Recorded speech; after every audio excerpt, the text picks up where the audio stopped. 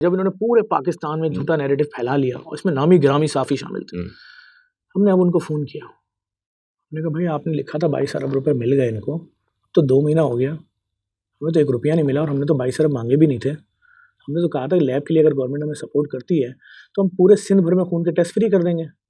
तो हंस रहे हैं, कह रहे हैं हाँ वो हमने 10 साल 20 साल और 25 साल पे मल्टीप्लाई कर दिया था उन पैसों को और हमने इसलिए लगा दी। मैंने कहा माफ़ी मांगो फिर हटा के। कह रहे नहीं, हमारी पार्टी पॉलिसी थी कि आपके इदारे के इमेज को डैमेज करें ताकि डोनर्स करीब ना आए। माफ़ी भी नहीं मांगी और आज तक डिलीट भी नहीं की। और ये उन्होंने क्लियरली कहा कि जी आपकी इमेज को डैमेज करने के लिए। तो आप बताइए शुतुरमुर्ग को इतना रो रहा है ये कौम, क्या पाकिस्तान में कराची में बिजली की लोड शेडिंग खत्म हो गई? हर रोजेदार चीख नहीं रहा औरत कि मेरे घर में गैस नहीं आई।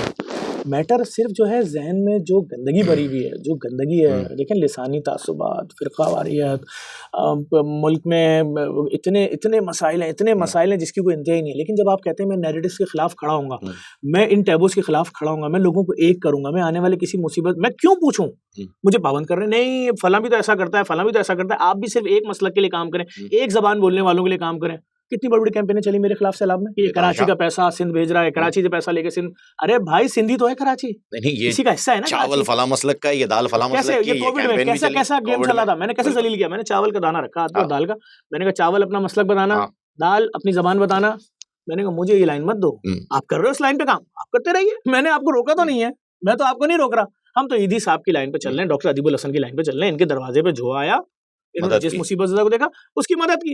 ईदी साहब को जिंदगी भर इसी बात का ताना मिला है कि जो उन्होंने वो झूला रखा हुआ था और अपना घर चला रहे थे। आप यकीन करें ईदी साहब ने जो काम कर दिया, या आज भी जो काम ईदी फाउंडेशन कर रही है, कोई करीब नहीं है। SIUT जो काम कर रही है कोई करीब नहीं है, करीब नहीं है। 6.5 लाख डायलिसिस सालाना खर्चा तो देखें, कैलकुलेटर माफी मांग लेगा आपसे, ऐसा ही है, ई लिख के कह देगा, लिखो ना, उनकी तस्वीरें लगाओ इन हीरोज की दोनों की।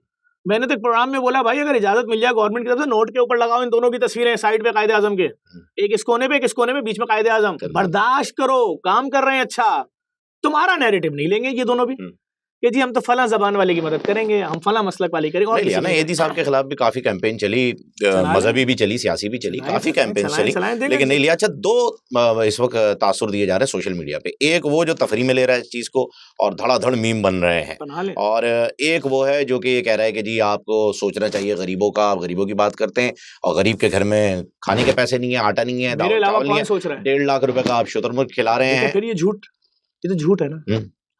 मैंने अगर खिलाया भाई तो आप मेरे खिलाफ मीम बनाए, मैं बोलूंगा यार बड़ा कमाल, मैंने गलती की थी। आपने एक चीज 18 घंटे पहले बता दी गई है फलां साहब की तरफ से, फिर अगर आप मुझे और मेरे इदारे को हिट कर रहे हैं, इसका मतलब आप शरारती आदमी हैं, आप एक कमीने माइंडसेट के आदमी हैं, आपके दिमाग में ये सोच है कि हमने इस इदारे को डैमेज करना है।